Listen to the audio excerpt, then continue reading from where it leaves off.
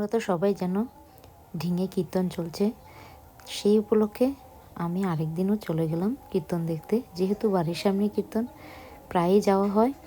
তো দেখো ওখানে ছোট বাচ্চাদের জন্য মেলার মতনও বসেছে। তো মাহি এটাতে ফার্স্ট টাইম উঠেছে।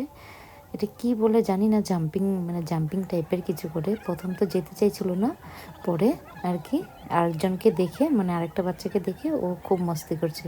তো হ্যালো এভরিওয়ান, আরও একটি নতুন ব্লগে তোমাদের স্বাগত জানাচ্ছি। আশা করি তোমরা ভালো আছো, আমিও অনেক ভালো আছি। মাহির জন্য জানো তো আমি কীর্তন যেয়ে বেশি টাইম থাকতে পারি না, কারণ ও অনেক হুলস্থুল করে। হুলস্থুলের মাঝে কীর্তন বসে দেখাটা আমার অনেক চাপের হয়ে যায়। যেহেতু ওর পাপা আসছে, তার জন্য আমি একটু রেহাই পেয়েছি, ওর পাপার কুলে থাকে। তো আমি একটু দাঁড়িয়ে আমি কীর্তন দেখতে পারি। এরপর দেখো আমি ফুচকা খেতে চলে গেলাম। ফুচকা খাওয়ার সাথে সাথে দেখলাম যে উড়িষ্যার একটা দল ছিল, ওনারা অনেক ভাগবত গীতা এগুলোর রাসলীলা দেখায় আর কি। তো ওনাদের এন্ট্রি হচ্ছিল।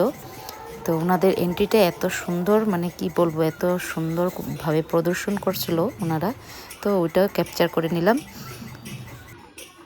আগে আমি কোনোদিনও কীর্তনে এরকম রাসলীলা আমি কোনোদিন দেখিনি।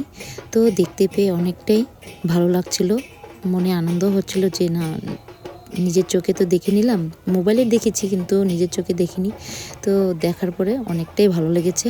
এখানে দেখো রাধাকৃষ্ণ কি সুন্দর করে সাজিয়ে নৃত্য পরিবেশন করে করে ওনারা আসছিল, আর পিছনে খোল করতাল সব নিয়ে বাজিয়ে বাজিয়ে আসছিল।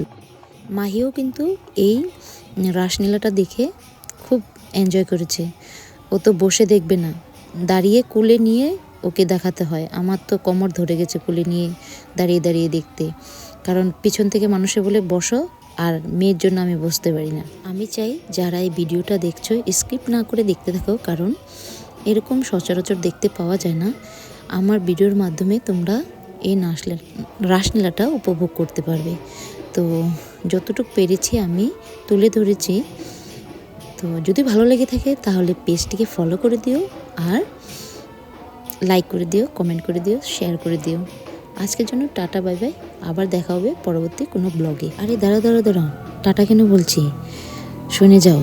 আমাদের কীর্তন তো মঙ্গলবারে শেষ, তাই মঙ্গলবারে উৎসব। তো সবাইকে আমন্ত্রণ রইল আমার এই ভিডিওর মাধ্যমে। এই ভিডিওর উদ্দেশ্যে যদি কিছু ভুলভ্রান্তি হয়ে থাকে তাহলে ক্ষমা করবেন। যাওয়ার আগে বলে যাই, রাধে রাধে, হরে কৃষ্ণা।